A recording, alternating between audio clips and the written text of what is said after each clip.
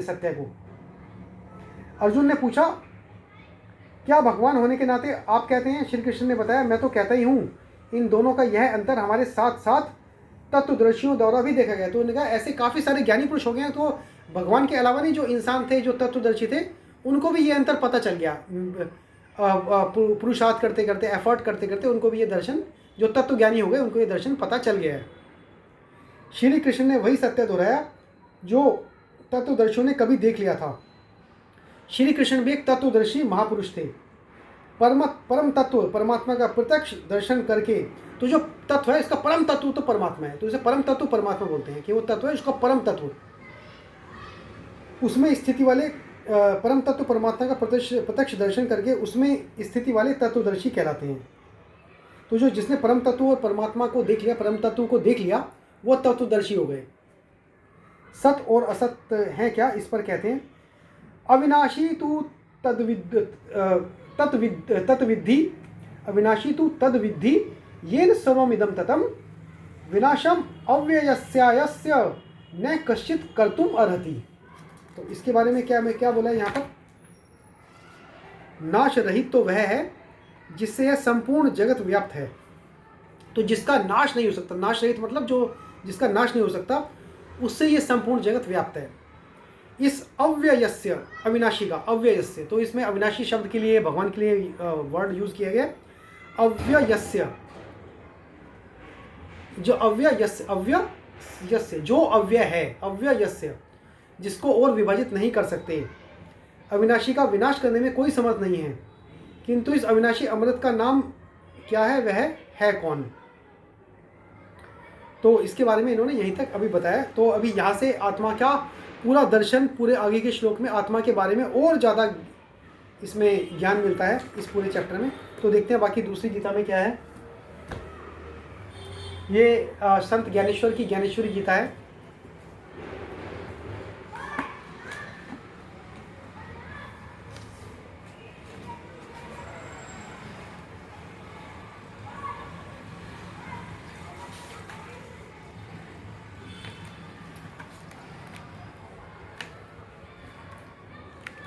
ना सतो विद्यते भावो न भावो विद्यते सतः उभयोरपि दृष्टो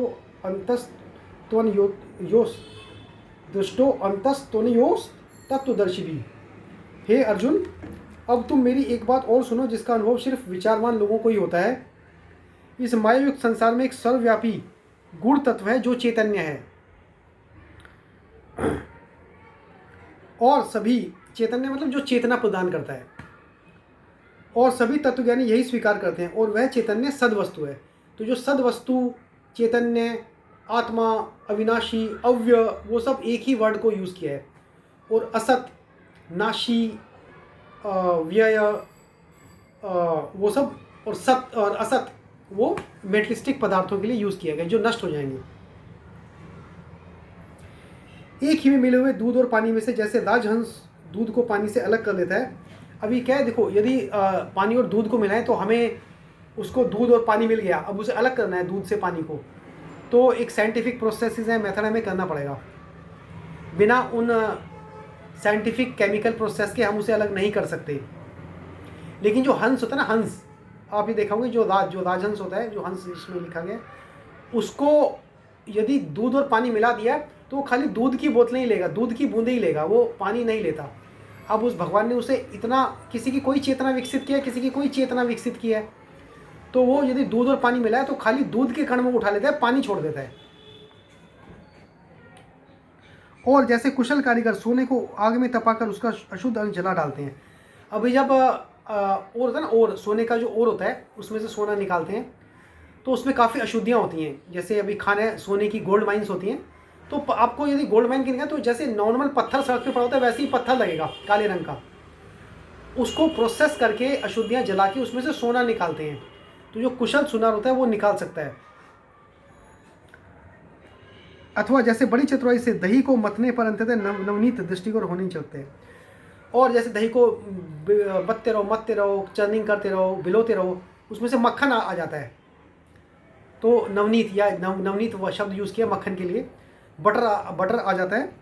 जैसे एक में मिले हुए अनाज और भूसे को ओसाने से अनाज तो बचा जाता है और उसका निकृष्ट अंश जो भूसा रहता है वह उड़ जाता है।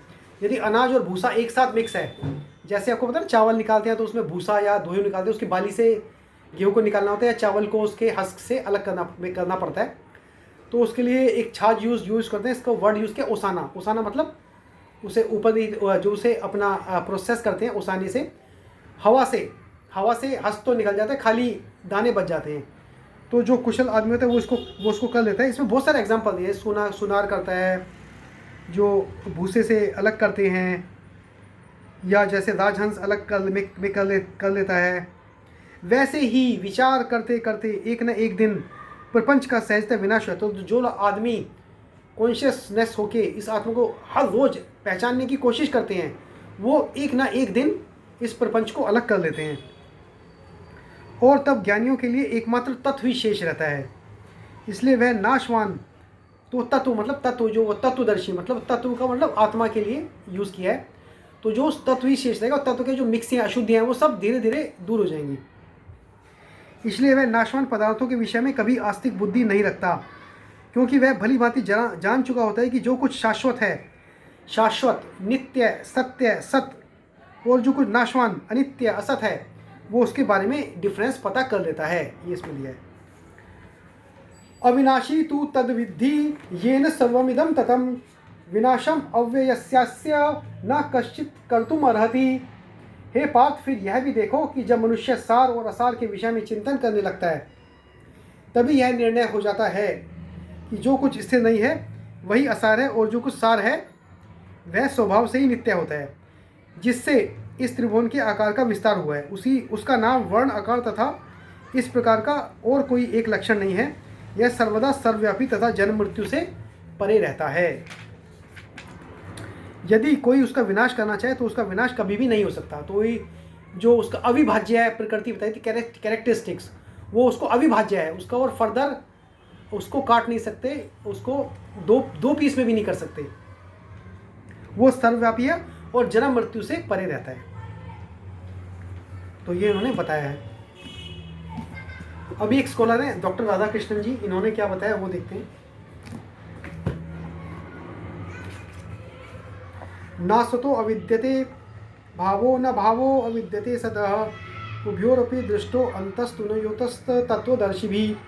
जिसका अस्तित्व नहीं है उसका अस्तित्व हो ही नहीं सकता, और जिसका अस्तित्व है उसका अस्तित्व मिट नहीं सकता। तो इन्होंने बड़ा अच्छा बताया कि जो हम पदार्थ देख रहे हैं इनका अस्तित्व है ही नहीं, तो इनका अस्तित्व हो ही नहीं सकता, और जिसका अस्तित्व है जिसका अस्तित्व है एक्चुअल में जिसका अस्तित्व है वो मिट नहीं सकता। इन दो बातों के विषय में सत्य को देखने वालों ने जो सत्य को परख लिए हैं, जो उनको सत्य को देख लिया, इन्होंने ये बिल्कुल ठीक निष्कर्ष निकाला है। सदाख्याम ब्रह्म, तो ये क्या है ना, शंकराचार्य ने वास्तविक ओरिजिनल प्योर सत्य की परिभाषा करते हुए कहा कि यह वह वस्तु है सत्य का जिसके संबंध में हमारी चेतना कभी विफल नहीं होती, और अवास्तविक असत जो नॉट रियल वह वस्तु है जिसके संबंध में हमारी चेतना विफल हो जाती है। विफल का मतलब है, इन्होंने क्या है, यद विषया बुद्धिर्न व्यभिचरती तत्सत यद विषया व्यभिचरती तत्सत। तो ये शंकराचार्य ने कहा है सदाख्य ब्रह्म में। पदार्थों के संबंध में हमारी चेतना बदलती रहती है, परंतु अस्तित्व के संबंध में नहीं बदलती। पदार्थ मतलब अभी हम पदार्थ, हमारी चेतना कैसे बदली, अभी पानी है उसको हम पानी बोलते हैं, उसे जमा दो तो बर्फ़ बोलते हैं, उसको बहुत ज़्यादा गर्म कर दो तो भाप बोल देते हैं, वाष्प हो गया, और हमें दिखती भी नहीं। तो पता हमारी चेतना बदल गई, लेकिन अस्तित्व के बारे में नहीं बदलती है। तो था तो उसका बेस तो उसका पानी था, है ना। पानी से ही बर्फ़ मिला है, पानी से ही भाप बनी है। पानी ही हमारे यहाँ और मॉइस्चर के रूप में पौधे पत्ते और वातावरण में विद्यमान है तो पानी ना, उसमें तो हमारी चेतना बदली नहीं। तो ये एक उन्होंने रेफरेंस दिया है। अवास्तविक ने, जो कि संसार का एक क्षणिक प्रदर्शन मात्र है, अपरिवर्तनशील वास्तविकता को ढका हुआ है। तो अभी क्या है, सबसे बड़ी प्रॉब्लम क्या है कि इस संसार की जो अवास्तविक है उसने वास्तविकता को ढका हुआ है, ये बोल रहे हैं, जो नित्य प्रकट रहने वाली है। और हम क्या करते हैं, हम अपने इंद्रियों पे ज़्यादा भरोसा करते हैं बजाय कि अपनी आत्मा के। तो जब इंद्रियों पे भरोसा करते हैं और इंद्रियां पदार्थ पे भरोसा करती हैं, तो इसलिए हमें लगता है कि जो हमारे सामने दिख रहा है वही सत्य है, अंदर हम खोजने की कोशिश करते ही नहीं, और जबकि जो भी सत्य लगता है वो सबसे बड़ा असत्य है। रामानुज के मतानुसार शरीर है और वास्तविक आत्मा है। मध्व ने इस श्लोक के प्रथम चतुर्थांश की वाक्य में कहा है कि यह द्वैत का प्रतिपादक है। अविद्यते अभाव, अव्यक्त प्रकृति का विनाश नहीं हो सकता। सत वैसे ही अविनश्वर है। तो जैसे प्रकृति का विनाश नहीं होता, प्रकृति हमने व्यक्त भी नहीं की तो ना, अव्यक्त प्रकृति विकास नहीं हो सकता, मतलब प्रकृति, व्यक्त प्रकृति और अव्यक्त प्रकृति। अभी सपोज हम कहते हैं व्यक्त प्रकृति और अव्यक्त प्रकृति क्या है? व्यक्त प्रकृति है जो हमें अपने सामने से दिखाई दे रही है, हम अपने यहाँ से लेके पूरे पृथ्वी को देख सकते हैं, अमेरिका से लेके जापान तक हमें व्यक्त प्रकृति हमें दिखते हैं, पहाड़, समुद्र, पेड़, इसको भी हम यदि नष्ट कर दें, चलो भाई कोई इंसान ने इतना करके लक्ष्य नष्ट कर दें, दूसरे ग्रह हैं, उस ग्रह के पार ग्रह हैं, उसके पार और भी गैलेक्सीज हैं, परा गैलेक्सीज हैं, और हजारों गैलेक्सी के पीछे भी कोई गैलेक्सी होगी जहाँ तक हम दूरबीन भी देख नहीं पाई, तो वो अव्यक्त प्रकृति है। तो वो कोई प्रकृति उसको भी नष्ट कर दे तो हो सकता है कोई और 50 और अव्यक्त प्रकृति आ जाए। तो प्रकृति को कोई नष्ट नहीं कर सकता, तो अव्यक्त प्रकृति को जैसे कोई नष्ट नहीं कर सकता, वैसे ही सत मतलब आत्मा वैसी अविनश्वर है, अविनाशी है, उसको भी कोई नष्ट नहीं कर सकता। तो ये इन्होंने कहा है। और अगले श्लोक में क्या है? अविनाशी तु तद विद्वी येन सर्वमिदं ततम विनाशम अव्ययस्यायस्य न कश्चित कर्तुम अर्हति। इस बात को समझ लो कि जिससे यह सब व्याप्त है वह अविनश्वर है, इस पर अपरिवर्तनीय अस्तित्व का विनाश कोई भी नहीं कर सकता। ततम छाया हुआ, व्याप्त। साथ ही देखिए 8, 22, 46, 9, 4, 11, 38 ऑफ महाभारत 12, 240, 201। तो काफ़ी सारे रेफरेंसेस इन्होंने दिए हैं राधा कृष्ण जी ने। शंकराचार्य ने व्याप्तम शब्द प्रयोग किया। व्याप्तम मतलब सब जगह पे व्याप्त है। ईश्वर सर्वोच्च भगवान भी अपना विनाश नहीं कर सकता, यह सत्य स्वतः सिद्ध है, यह बात किसी को भी ज्ञात नहीं है। धर्म ग्रंथ परमात्मा पर, परमात्मा चाहे तो अपना खुद का विनाश नहीं कर सकता, यहाँ तक इन्होंने लिखा है। धर्म ग्रंथ परमात्मा पर विजातीय गुणों के थोपे जाने पर या अध्यारोपण को हटाने में सहायता देते हैं, बिल्कुल अज्ञात वस्तु को प्रकट करने में नहीं। आत्म तत्व से रामानुज का अभिप्राय संख्या संबंधी अनेकता के बीच में गुणात्मक एकता और समानता से है। अच्छा, तो अभी ना इसमें कुछ शंकराचार्य और रामानुजाचार्य के बारे में कुछ सेंटेंस कहेंगे, वो मैं पढ़ के बताता हूँ। न कश्चिदात्मानं विनाशीतु शक्नोति शुरोपि, ये शंकराचार्य ने कहा। अब गीता पर शंकराचार्य की एक टीका है, दूसरे अध्याय का 18वां श्लोक। न्याह्यात्मा नाम कश्चिद प्रसिद्धतो भवति। बृहदारण्यक उपनिषद से तुलना, बृहदारण्यक उपनिषद में भी इसके बारे में दिया गया है। यत् साक्षाद परोक्षाद ब्रह्म, यह आत्मा सर्वांतरः, यह आत्मा हुआ जो सबके अंतर में और सर्वव्यापी है, ये इसमें दिया गया है। और अब हम लेके आते हैं ये तत्व विवेचनी, 5वीं गीता हमारी तत्व विवेचनी, जो लिखी है जय दयाल गोयंका जी ने। और ये मैंने बताया था, इसमें शब्दा उसमें वो मीनिंग के बाद प्रश्न उत्तर के रूप में इसमें व्याख्या की गई है।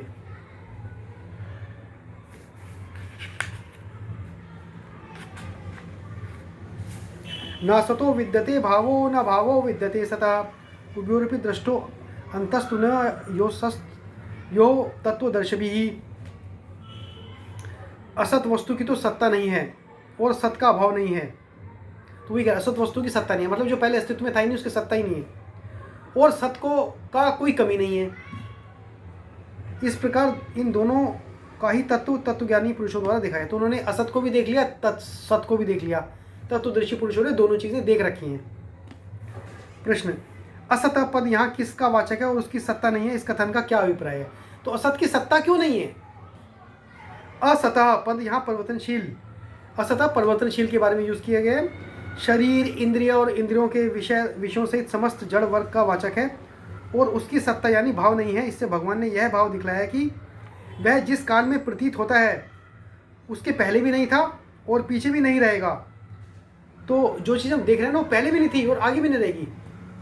तो यदि हम ये कोई स्टूल देख रहे हैं, ये प्लास्टिक का एक स्टूल पड़ा है, तो इससे पहले ये क्या था हमें पता ही नहीं है, और कुछ सालों के बाद ये क्या होगा हमें पता नहीं है। तो ये वस्तु पहले क्या थी हमें नहीं पता। अतः जिस समय जो प्रतीत होता है उस समय वास्तु ये वास्तविकता चीज़ है ही नहीं, क्योंकि ये पहले क्या था, उससे पहले क्या था, उससे पहले क्या था, किसी को नहीं पता। और क्या होगा क्या होगा क्या होगा वो भी किसी को नहीं पता। ये रिसाइकल होगा, उसमें क्या बनेगा नोबडी नोज। इसलिए इन सब चीज़ों को असत कहा गया है, विच आर नॉट परमानेंट। इसलिए यदि तुम भीष्मादि सुजनों के शरीरों के या अन्य किसी जड़ वस्तु के नाश की आशंका से शोक करते हो, तो जो भीष्म और द्रोणाचार्य जो आपके गुरु हैं, वो तो उनका शरीर नष्ट हो रहा है, जो नष्ट होना ही था वो तो असत है। तो तुम्हारा यह शोक करना अनुचित है।